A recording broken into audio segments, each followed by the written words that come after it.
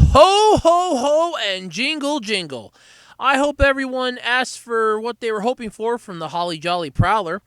Welcome to the absolutely, completely random podcast for Saturday, December 24th, 2016. It's Christmas Eve, the first night of Hanukkah for my Jewish listeners, and basically, it's the Christmas edition of the podcast because it'll be going up on Christmas Day. So, woohoo! Everybody party, basically. Hope you're having a fun night. Hope you have a wonderful Christmas. And tonight, I'm going to be talking about two Yuri on Ice topics. Yeah, that's right. Two Yuri on Ice articles, I should say. I'm going to be talking about the Nichigo anime time slot is going to end, and a Saturday morning anime hour will be launching in April on MBS and TBS over in Japan, which really is sad. It just reminds me of a few things, but I'll cross that when I get to it. Like I said, two Yuri on Ice topics. I'm going to be talking about Studio Ghibli, or ex-Studio Ghibli, Studio Ponic, or ex-Ghibli Studio Ponic, unveiling their Mary and the Witch's Flower, which I have to admit looks pretty cool. I'm going to be talking about Makoto Shinkai responds to critics of Your Name, quoting, "If it's so easy, why isn't everyone doing it?" At least that's the quote in the article anyway. I'm going to be talking about Dragon Ball Super's Universe Survival Arc, which is teased to begin on February 5th of next year. Princess Mononoke celebrating 20 years. And so much more. But before all that, you know the drill. If you're looking for trading cards, anime stuff, action figures, what have you, check out A-Roads 2012 on eBay.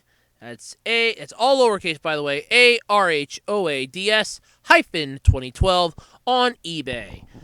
Tonight, I will also be tracking the Holly Jolly Prowler, also known as Santa Claus, Kris Kringle, Papa Noel, or however many different names he has that Tim Allen went through in the Santa Claus movie. Because, well, you know it's not Christmas unless the patron saint of prostitutes comes knocking at your door and leaves you little gifts underneath. And as of right now, Santa will apparently be arriving to where I live in about 3.5 hours, so yeah, I'd love to see that happen. But he is on his way to, his current stop. Yeah, that's cool. All right, his current stop is Bilbao, Spain. That's correct. Bilbao, Spain is Santa's next stop. And I'm tracking him via the Google Santa Tracker since NORAD seems to have gone down for some reason. I don't know why. Yeah, there we go. He's in Bilbao, Spain, so that's pretty cool. Santa will arrive where I live, I guess, in about 3.5 hours, according to Google, which is ironic. Distance from me, he's 5,811 kilometers. And so far, he has delivered... Are you ready, folks? He has delivered over 5 billion gifts. It's 5,019,700,000 and growing. So, yep. So over 5 billion gifts have been delivered so far, and Santa is on his way. So let's hope that Santa gets here in one piece, and, let's get on with the podcast, and I'll check back in on the Holly Jolly Prowler a little later, shall we? So, let me give you a little life update this week. The holiday season has officially kicked my ass in more ways than one. Third shift is a royal pain. And what's ironic, though, is that working third shift, you hardly get to see... there's a lot of stuff you don't get to do. You don't get to watch TV during the day. Then again, I don't have cable, but you don't get to really watch a lot of... TV during the day. You don't get to hang out with your friends that are awake during the day. And you also don't get to enjoy the finer things in life. But what's ironic is that earlier this week, I ended up seeing something that was a little strange to me. It's this big glowing ball of light in the sky. Apparently, the legends and the ancients call it the sun. Who knew? It's really huge and very beautiful, actually. So that's kind of cool. But anyway, Yeah, third shift's been pretty rough, but we did manage to get through the holiday season. So congratulations to all the freight crew people that I work with. I'm not their leader. I'm just one of the lowly people, but I will always give my coworkers shout outs. Especially this week when we knocked it out of the park, as far as I could tell. And for those of you out there wondering this week what my snack du jour is, it's actually some leftover Rice Krispies and a bottle of cherry Coke, which I'm about to try to open one-handed, like I did my Dr. Pepper last week. There we go. So let's enjoy some fond Christmas memories. Yeah, I got none. So let's move on to the topics this week. So, Yuri on Ice is the undisputed king of the fall anime season. It's both romantic storyline and beautiful animation has captivated fans in Japan, according to an article from Otaku USA. However, netizens discover a potential plagiarism in episode 10 of Yuri on Ice. Now, a lot of people don't understand how this works in Japan. Plagiarism is huge. Now, please be advised if you haven't watched Yuri on Ice. I've seen like a couple episodes, not that huge into ice shit and everything else, but I've seen a few episodes. It's not bad, but I'd have to really sit down and want to watch it. I mostly just watched a couple to understand what the hell was going on and get an idea for the plot, so yeah. But basically, one scene in the series is raising some questions about the realism because one netizen, and I know I'm probably pronouncing that wrong, has unearthed what may be still photos used for tracing the infamous pole dancing scene in episode 10, which earned praise from actual pole dancers for being true to life. Photos of real-life pole dancers, which originate from various sources, including AFP, line up pretty convincingly with the stills from the series. Now, a lot of you are probably wondering what's the big deal. Well, first off, you can't just trace something and call it your own. If anybody's ever read Bakuman, Shinji made that comment. I think his name's Shinji. I have to reread. I remember a lot of it. I remember Psycho. I think it was, I don't know. But anyway, basically, the one character in there says, hey, you can't copy that, belongs to somebody else. And the character, Makoto, that's what his name was, that does all the drawing, he goes, I'm not planning to call it my own. I'm tracing it to get a feel for drawing battle manga. So you could get like the lines and stuff down for his character, so you could kind of have an idea of, how thick do I have to make the lines versus how thin do I have to make the lines. How am I going to be, is it going to be like a giant fist or a small fist? Try to get the scale right and stuff like that. But the big deal for tracing over copyrighted work that hasn't been licensed in Japan is known as torepaku, a portmanteau for trace, and a Japanese word for plagiarism. So, first off, why do you have to really make it difficult, Japan, to just say plagiarism? So torepaku, basically, I like that, actually. Torepaku, that's kind of nice. But yeah, it's gotten anime and manga artists into hot water before. There's a street artist, Shepard Fairley, who was sentenced to 2 years probation when it turned out he'd torepaku'd the Obama Hope poster. Yeah, go figure on that one. Additionally, Japan does not have fair use laws similar to those in the U.S. Oh, don't get me started on that. Fair use laws here in the U.S. are both good and bad, as everybody that's ever watched any YouTube videos on YouTube knows. A lot of the creators on there get screwed over left and right because of the fair use and copyright crap. Some fans of Japanese social media defend Yuri's animators, noting that it was entirely possible the photos were legitimately licensed for use in the series. Personally, I could care less. You're going to eventually have it that somebody's going to try to hit the easy button for one chapter or for one episode. That shit happens a lot in the anime industry, and nobody ever seems to understand that. Because they could go, well, it's difficult to figure out, how do we want to do this? Do we want to have this episode go? And then you try to draw it out and go, yeah, my hand really hurts today. Or you've been working for like 6 days straight, and it's like, man, I really need a break. You know what? Screw this crap. There, I'm going to call it an early day, go home and get like a half a day's worth of sleep. That's what I'm going to do. So, yeah, it's,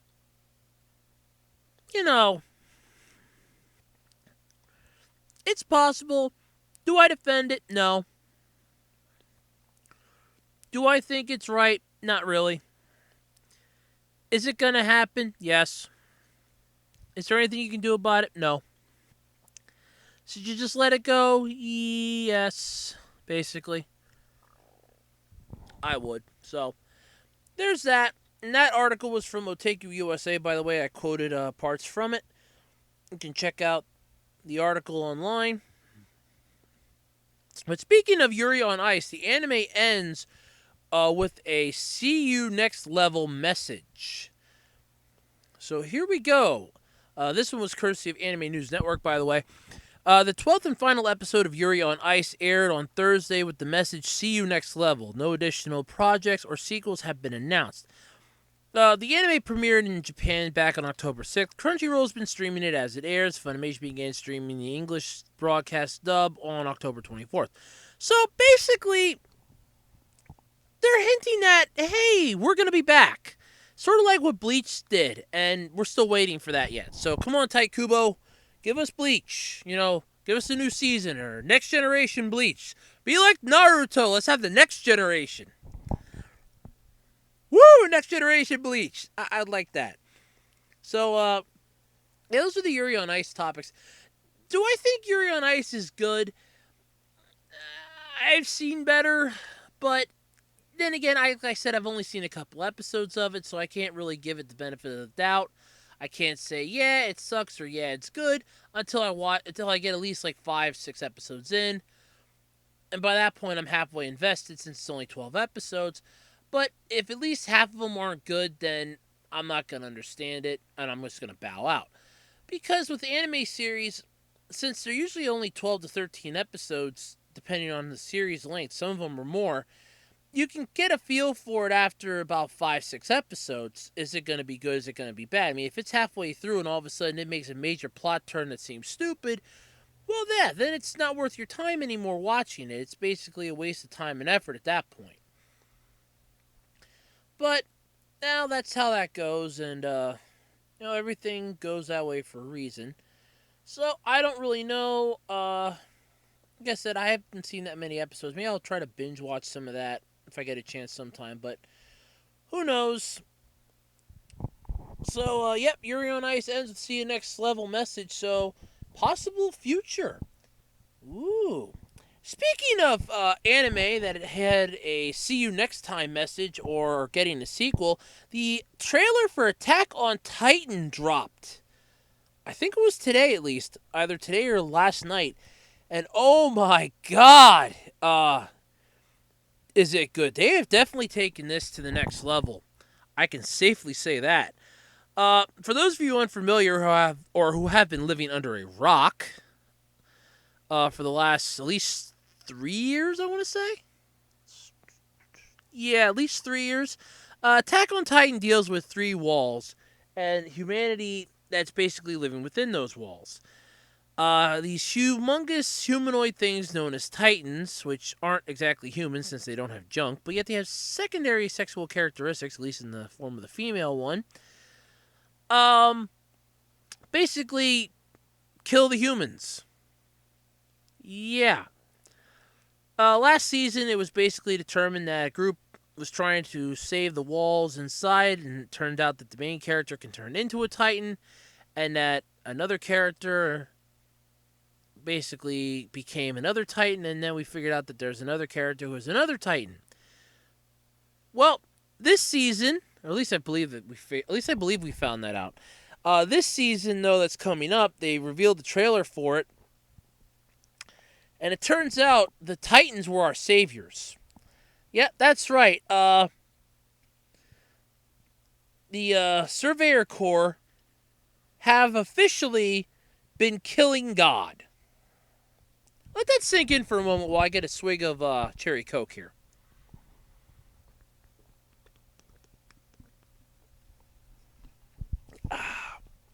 That's good cherry Coke.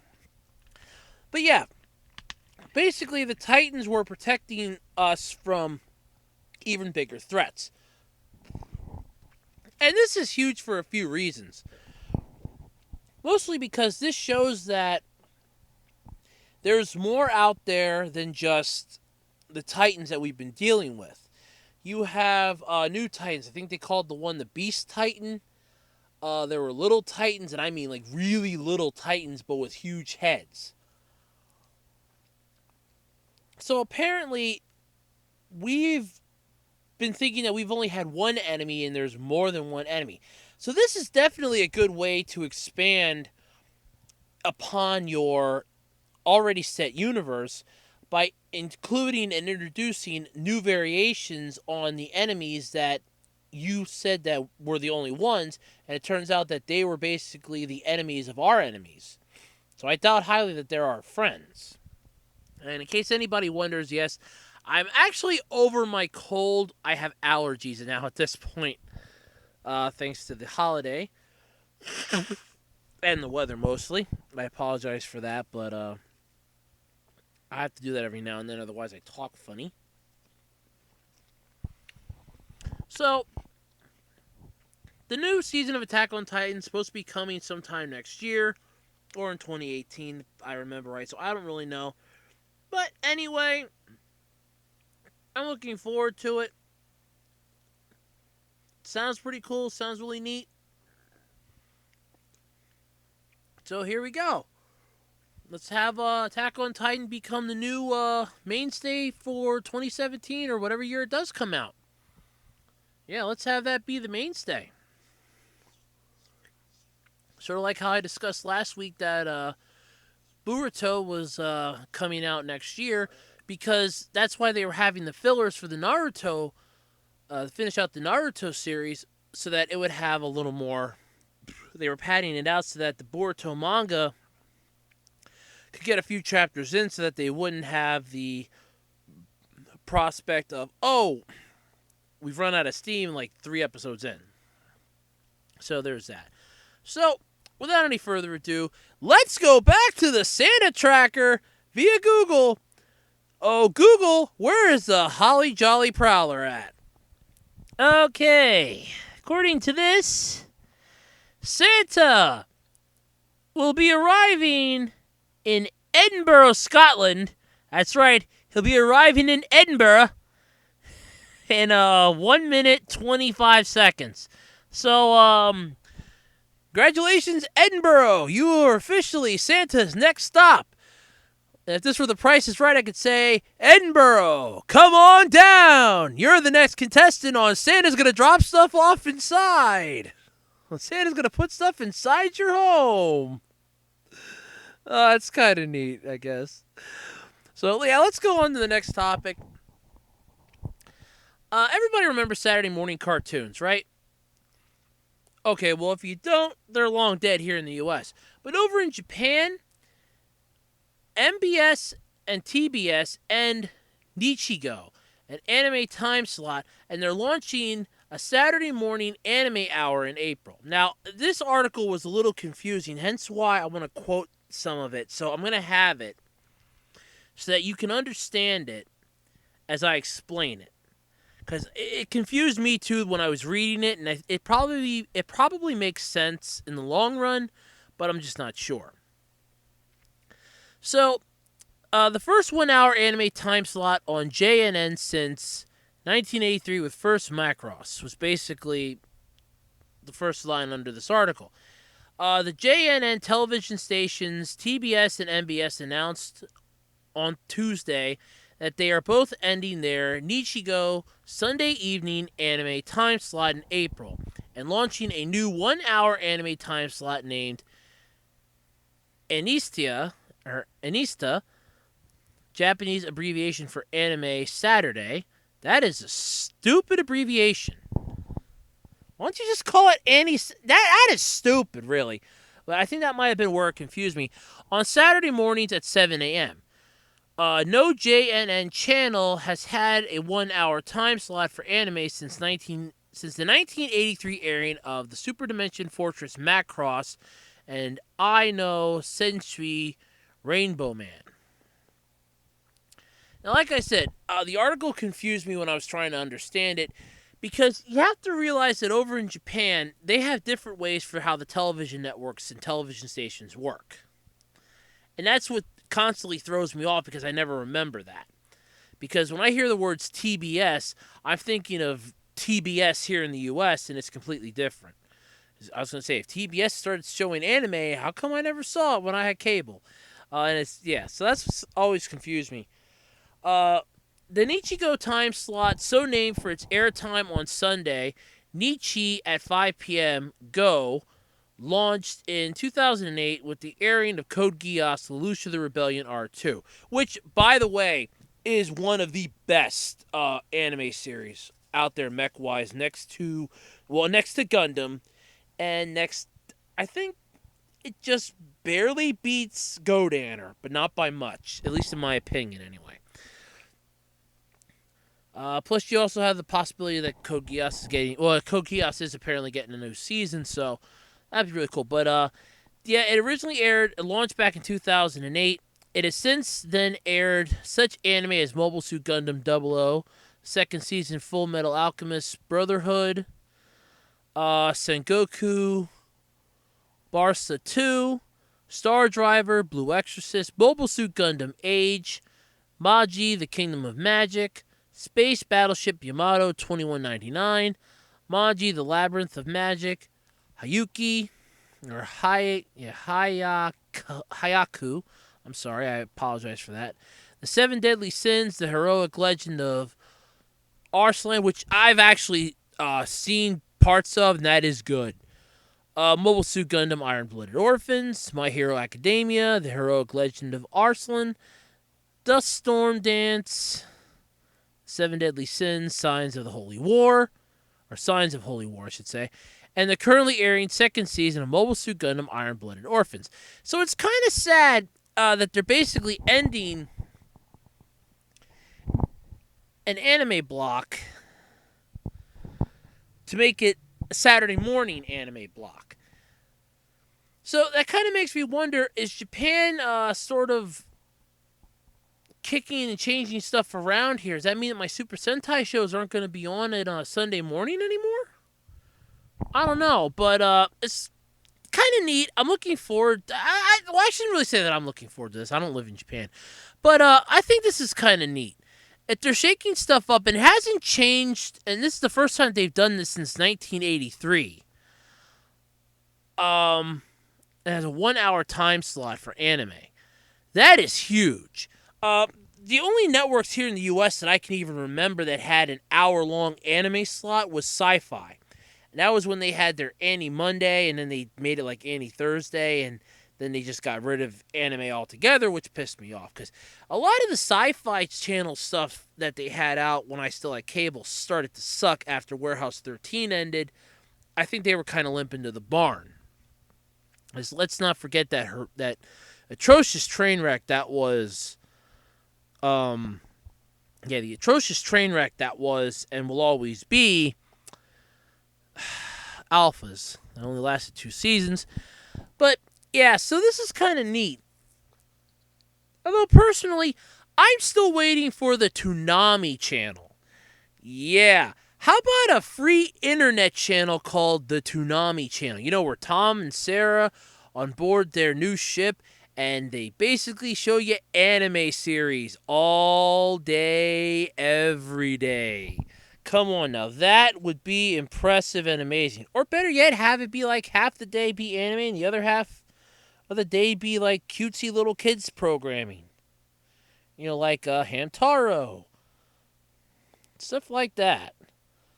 Either way, I'd be down with that. So, when I was reading this article, it's what made me confused about was it was just making me think back to the Saturday morning cartoons here in the U.S., which sadly died a few years ago when Vortex, the last channel that was airing Saturday morning cartoons that isn't Cartoon Network or Nickelodeon, or one that does retro stuff, basically decided that they were just going to up and end it, thus bringing an end to Saturday morning cartoons and introducing what I like to call early morning crap programming. And what do I mean by early morning crap programming? I mean programming that basically is educational. What kid wants to learn on a Saturday? When I was in school, I could not wait for the weekend. It's Friday. Woohoo! We were basically all Homer Simpsons at that point. We're screaming woohoo at the top of our lungs. When 2:30 came around in high school, oh man, we were out the door. So, the Japanese have something nice now to look forward to. Now, I think it's a shame that one time slot's ending, but yet another time slot's beginning. So, maybe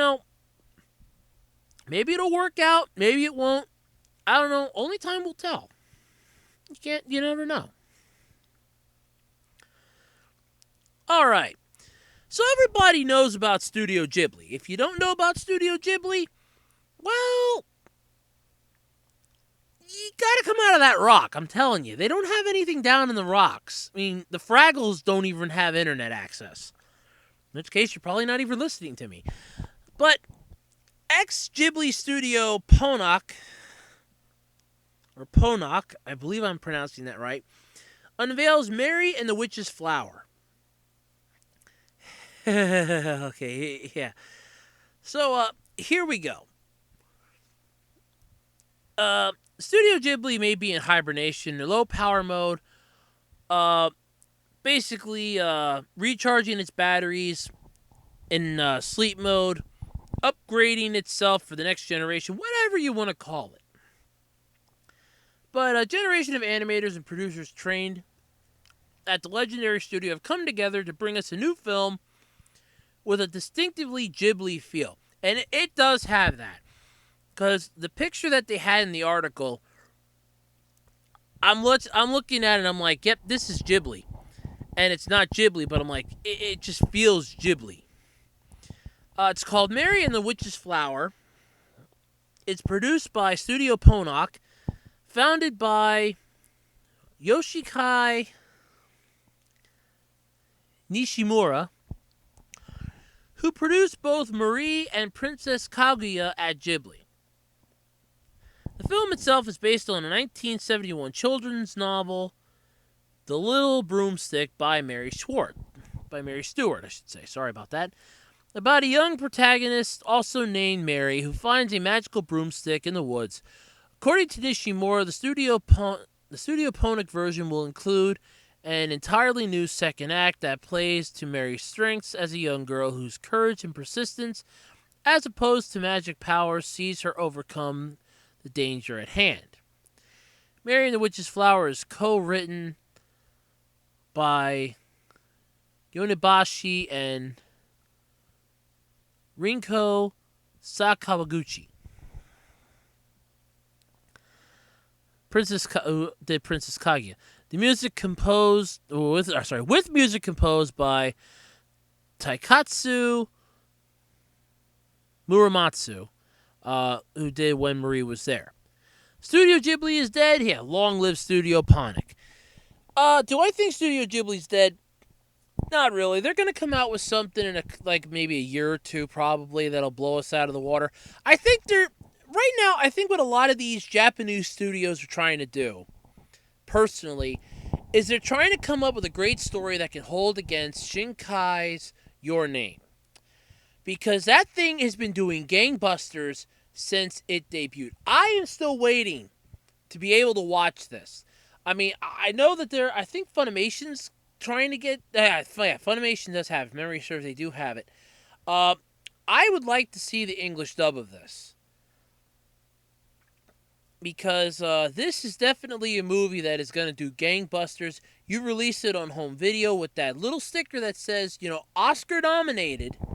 And I guarantee you it will sell so many copies that they will literally run out and they'll have to do like 6 or 7 printings. You'll have people scalping it on eBay.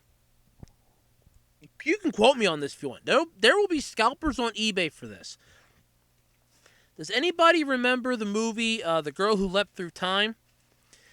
Before it was re-released, those copies of that movie were going for almost $200 to $300. What saddens me is that I had a copy of it and I sold it for just about $37. I kind of wish I had another one if it was going to be about $200-$300. But yeah, so this one it'll get scalped, but then again, it'll probably be worth it. I mean, this movie has done gangbusters, so this is kind of the new stepping stone that all these other studios are going to try to want to compete against. Because it's going to be, it's like we have to make a movie that's better than that using our own style, but it's got to be better than this. So we got to brainstorm this for like a year or two. So, yeah, Studio Ghibli, okay, I don't think they're dead, but I think that they're basically in a cave strategizing as to what they want to do next. We have got to come out with a movie that is so great that it will knock the socks off of every person that goes there. We have got to because I think the only movie that they have left that they did is Spirited Away, and that's the only movie that I think Your Name has yet to beat. And I think it's close to doing it, but I don't think they've actually beaten it yet. So it's safe to say that they really need to bide their time and come up with a way to come up with a story, basically, that's way better than anything they've ever come up with before. And I don't mean don't just borrow a book and try to adapt that into an anime or an animated movie or anything. Don't try to do that. Actually come up with a decent story, a decent plot, and everything will fall into place from that. So, that's personally, in my opinion, what I think's happening. I don't quote me on it. That's what I'm thinking's happening. So, you never know. So, yeah, there's that. So that's kind of neat. So I'll look forward to that if and when it ever gets released. I don't know. But speaking of Shinkai, yeah, let's go on to this topic quick. Then we'll double check on Santa. Mikoto Shinkai responds to the critics of Your Name. Now, there are people that can love and hate this. And apparently there are people that say it sucks. There are people that say it's good. There are people that say there are people that sing its praises, and there are people that say it sucks. This is basically what I want to say on this. But Mikoto Shinkai at the 2016 Tokyo International Film Festival is what they had a picture of. While Makoto Shinkai's Your Name has been a huge success, and they can't even type on these articles anymore. How huge? Basically, it's the second highest grossing film in Japan of all time. Yeah, so like I said, that's basically so it's the second one, and I know that Spirited Away is still the only one that it has yet to beat. Is it ever going to beat that? That's going to be a tough one, because Spirited Away is really good. But basically, not everyone is a fan of this film. The film has faced criticism from folks like Gainax co-founder Toshio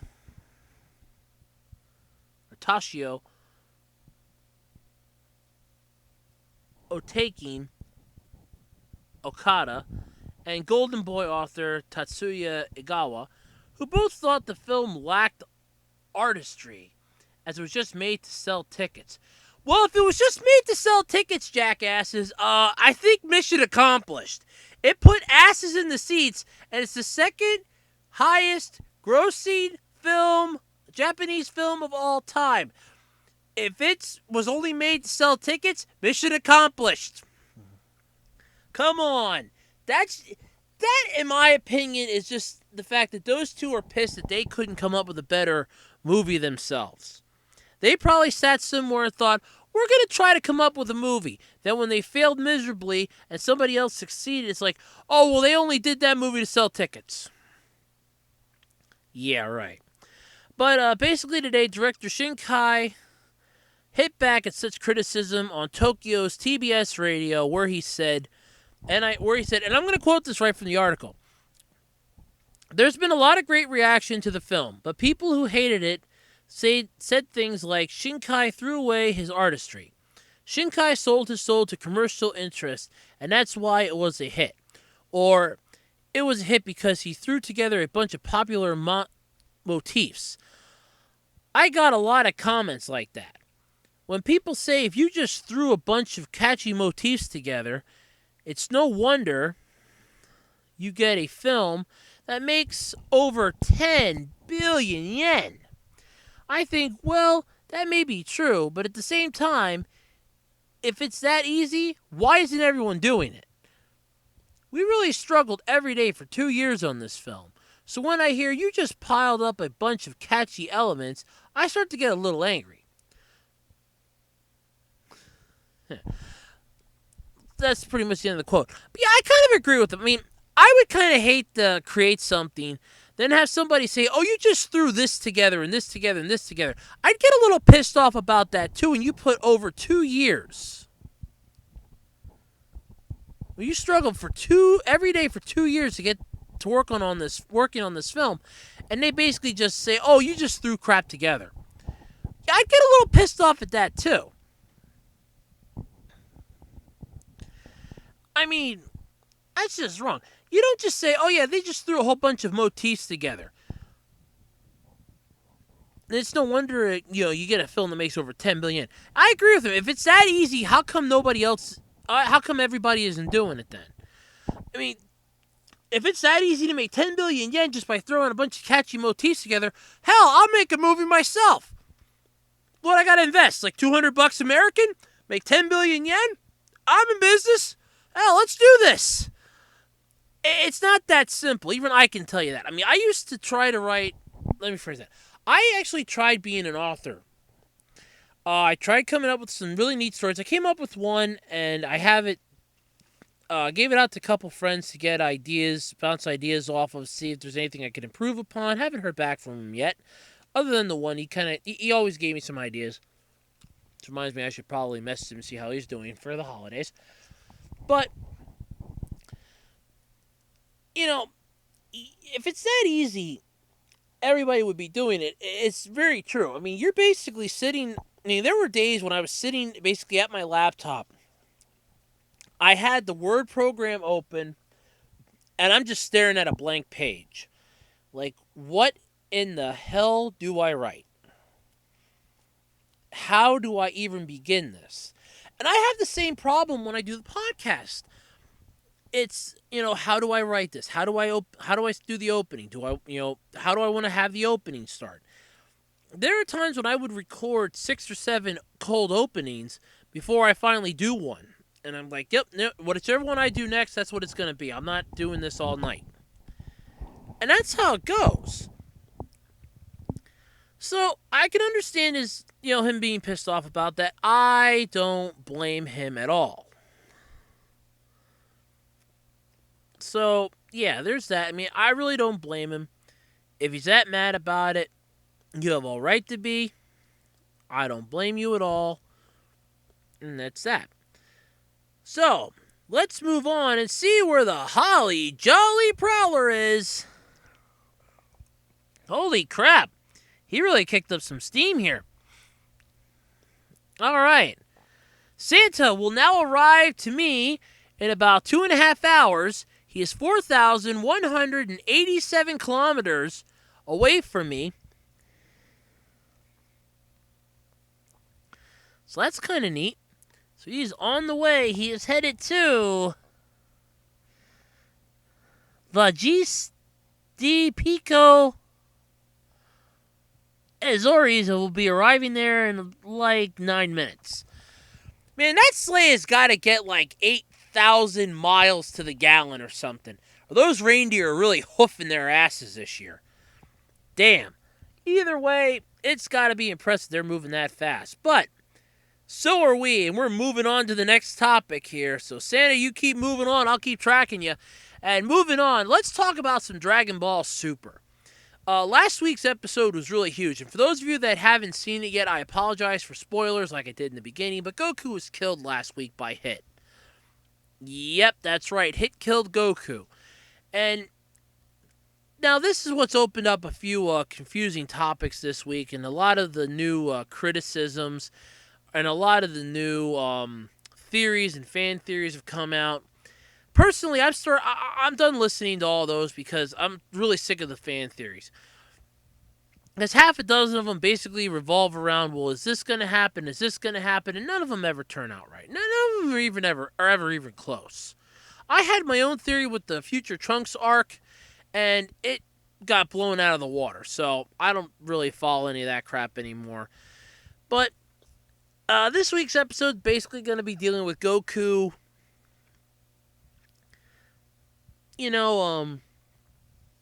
fighting Hit again, I guess in the next world or in a parallel world or wherever he is. I don't understand it. I'll have to wait till this episode airs and then watch it because it made no sense. But that was last week's. But what is newsworthy and what came out about 4 days ago is Dragon Ball Super is teasing the Universe Survival Arc, and it's set to debut February 5th, 2017. So this is what it's basically about. We've had some solid entertainment between the arcs, which, yeah, I'll agree. The next major saga is on its way to Dragon Ball Super anime. The Universe Survival Arc, which is set to kick off, like I said, February 5th. According to the official website, shared a new promo to hype the events to come. The new opening theme song will be an anime first for singer Kiyoshi Hikawa, who will perform Genkai Topa X Survivor, with lyrics by Yukinojo Mori, and composition by Takefuma Iwasaki. Now, I do apologize, like always, if I mispronounce any of those names. But here's the story description from the site according to the article. According to an invitation that Goku gets, Zeno is starting a martial arts tournament between all the universes called Chikari no Takai, Tournament of Power. But it is the being of universal destruction. Something awaits the winners and losers of this tournament. What will become of this fierce team battle between each universe's elite warriors? Now, I know that they had an image for this, and we saw like Android 17, Android 18, Boo, Gohan, Piccolo, Vegeta. I think I saw Krillin in that. I'm not sure. So it's safe to say they're yanking in some of the A-list. They're yanking in the A-listers. They're yanking in some of the B-listers.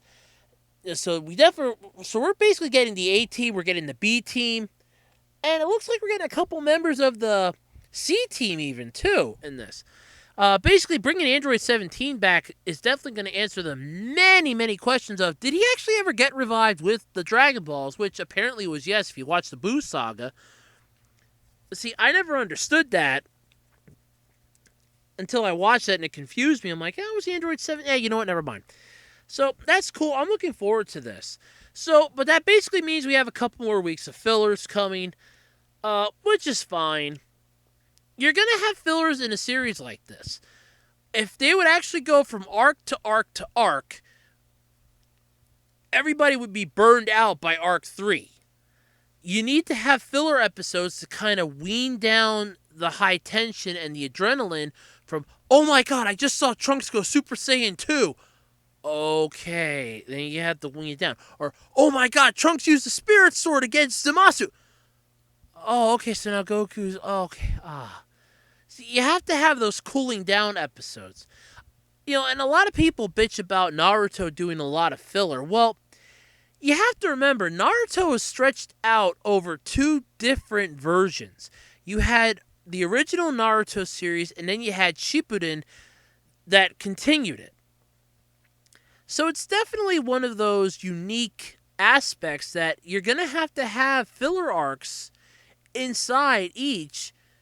And the creators knew that in order to cool down the viewers so that they don't burn out watching this. Now, yes, granted, if you want to binge watch the thing, you can apparently go through with the DVDs and just, skip over the filler episodes. But then you're basically burning yourself out, but you can also stop watching whenever you want. They knew that this was going to happen for those watching it on TV and everything else when it was originally coming out. So it was definitely a good idea. I do admit that. I do admire that. So it's not really something that you can say was a bad idea because it really wasn't. So having these for Dragon Ball Z and now for Dragon Ball Super is definitely good. I mean, we basically went from the Universe 6 versus 7 tournament to Goku. Between that and the Future Trunks arc, we had those two filler episodes. We had those at least two little filler arcs. The one with the water that took Vegeta's powers, and Goku losing his control of his ki. So you're going to have filler episodes. It's just a fact of life. There's nothing you can do about it. It's just suck it up and deal with it, basically. Yeah, we have people celebrating now. I just heard some fireworks going off. So there are people that do that around where I live, apparently, which is disturbing because it's cold as hell outside. I don't see how those things are going off. But, yeah. So you're going to have that. So am I looking forward to this? Absolutely. And don't forget, starting not next Saturday, but the following Saturday, January 7th, Toonami will begin airing the English dub of Dragon Ball Super here in the U.S., so there's something else you can look forward to.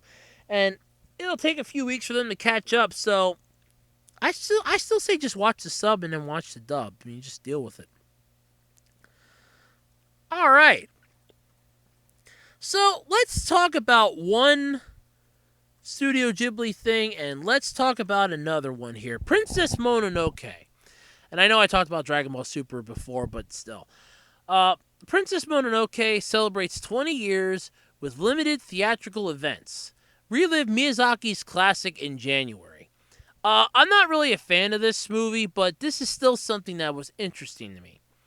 In honor of director Hayao Miyazaki's birthday and to celebrate the 20th anniversary of one of his beloved classics, Fathom Events and GKIDS are excited to bring the epic animated fantasy film Princess Mononoke back to cinemas nationwide on Thursday, January 5th, English subtitles, and Monday, January 9th, English dubbed only. The premise for the movie is this. Infected with a deadly curse, the young warrior Ashitaka heads into the forest in search of a cure. There he meets I can never pronounce that word. Princess Mononoke, a young girl raised by wolves, who will stop at nothing to prevent the humans from destroying her home, and the forest spirits and animals, gods, who live there, basically. This classic story of conflict between nature and civilization, and what it means to be human, has dazzled audiences for years with its iconic characters, action-packed battle scenes, and sweeping scope. Didn't really woo me, but don't miss this incredible animated film from director Hayao Miyazaki, and the legendary studio Ghibli. Yeah. In cinemas for 2 nights only, 2 reasons to celebrate, 2 nights to join in on the celebration. So, it's basically 20 years old. So, are they planning to do something like this when, let's say, Spirited Away hits 20 years? Because I'll be game for that. Or even 30? Ooh, that would be pretty cool. But yeah, Princess Mononoke to me really wasn't one of the greatest movies out there. I'd seen better. So, yeah, there's that. All right. Let's see where Santa is. Ho, ho, ho, you holly jolly prowler. And you are still on your way. Wow. Oh, no, okay, no, you actually are there. Okay, hold on. He's departing in a few seconds here. Yep, he's departing in a few seconds here, according to Google. According to the Google thing, 2, 1. And Santa's on his way to Terrafoli Capa Verde. All right, so Santa's definitely making headway this year. Wow. Let's see. Excuse me a second.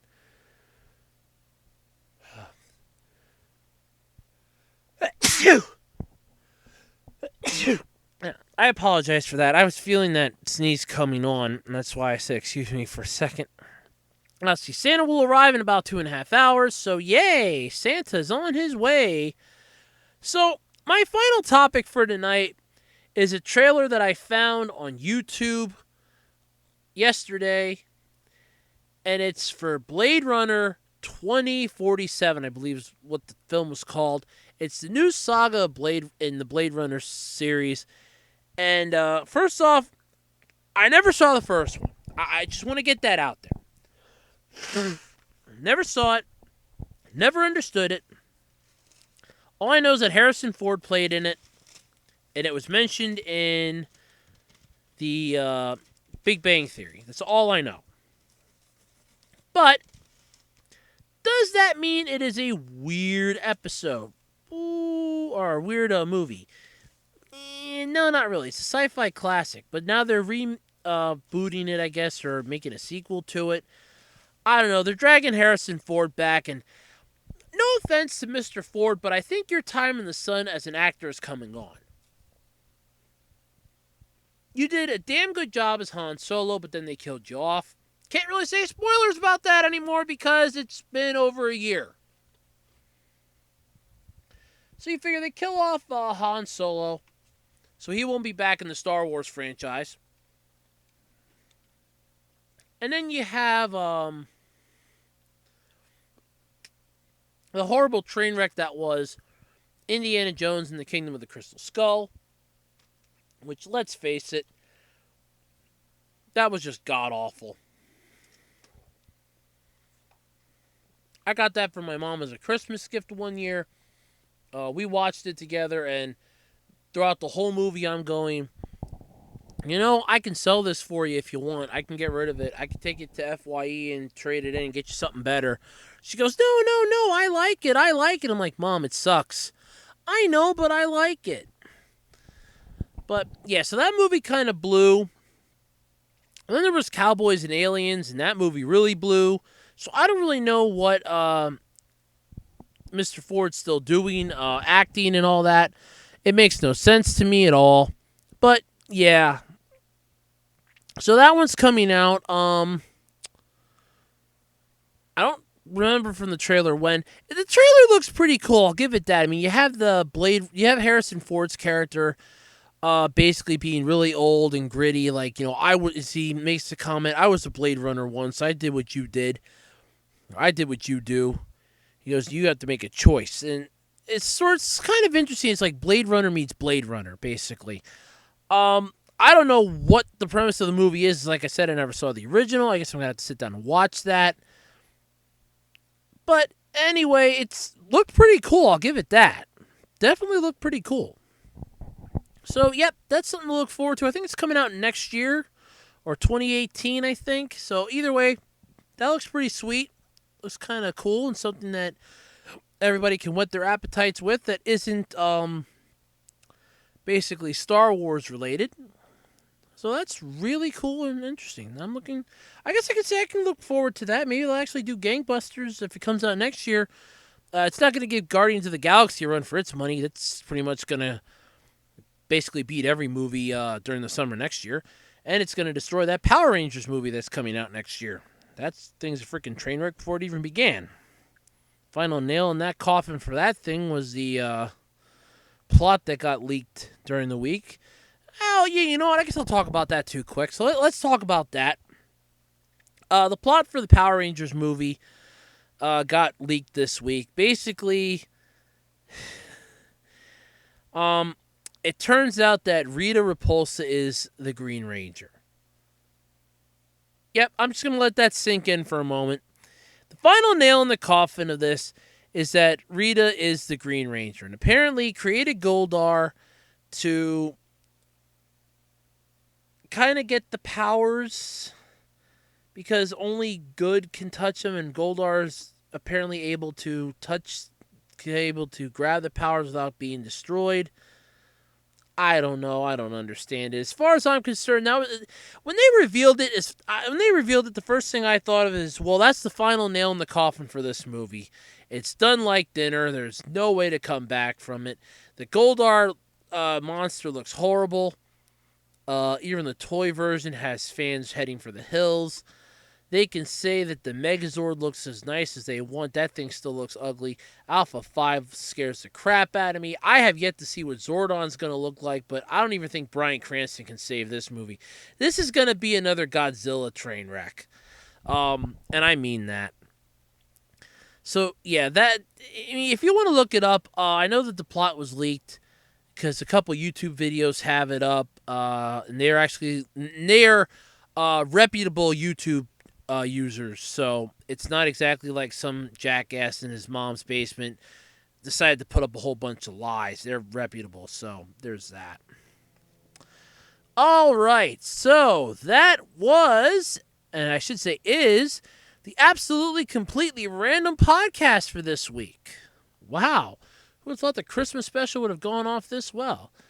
I was going to have Professor Clump stop by, but he sent me an email this morning that said, and I quote, stuck at all-you-can-eat buffet with family for the holidays, having a big party, wish you were here, ha ha ha. And then sent me a picture of a huge slice of pizza at the all-you-can-eat buffet. You'll pay for that, Professor Clump, I promise you that. But I will look forward to seeing everybody next week for my end-of-the-year special, I guess you can call it. Because when that'll go up, it'll be January 1st, unless I decide to skip next week. I don't know. Maybe I'll skip next week. Maybe I'll just give myself a break for once. Maybe. Who knows? But anyway, if you have any topics or ideas that you would like me to talk about here on the podcast, feel free to send them to me at acrpodcast@gmail.com. If you would like to sponsor the Absolutely Completely Random podcast, you can feel free to send me an email at acrpodcast@gmail.com.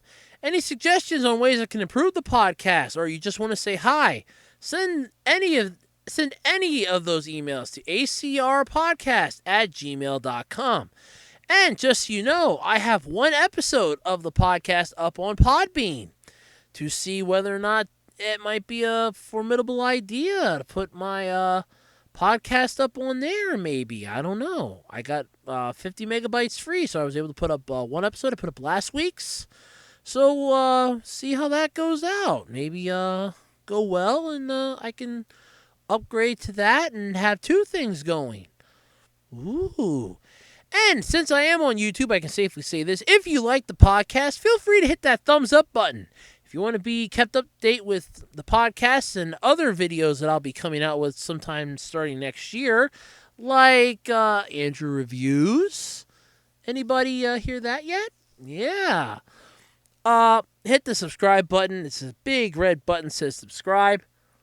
Can't miss it. Hit that button. Be subscribed to Web Designer 18 here on YouTube. And like I said, if you like the video, give me a thumbs up. If you think it sucked ass and I should F myself in the A, hit that thumbs down button. And have a Merry Christmas, Happy Kwanzaa, and Happy Hanukkah. And I hope everyone out there gets what they asked for from the patron saint of prostitutes. So unless he's bringing me a girlfriend, I ain't getting what I asked for this year. Then again, I ask for that every year. So ho ho ho and jingle jingle. For the Absolutely Completely Random podcast, my name is Andrew Rhodes, wishing you the merriest of Christmases, the happiest of Hanukkahs, the happiest of Kwanzaas, and I will see you possibly for the end of the year episode. Shout out to the CU podcast, Ian Ferguson, hope you're doing well. Sorry you missed your Christmas episode, and thoughts going out to Carrie Fisher, since I'm a Star Wars nut, but I'm not that big a fan of hers, but I'm a Star Wars nut, so hope you do well, hope you don't die. That would suck for 2016. And I will catch everyone, like I said, next week. So, because my throat's getting dry and my cherry coke's looking good right now, I will catch everyone later Bye, everybody!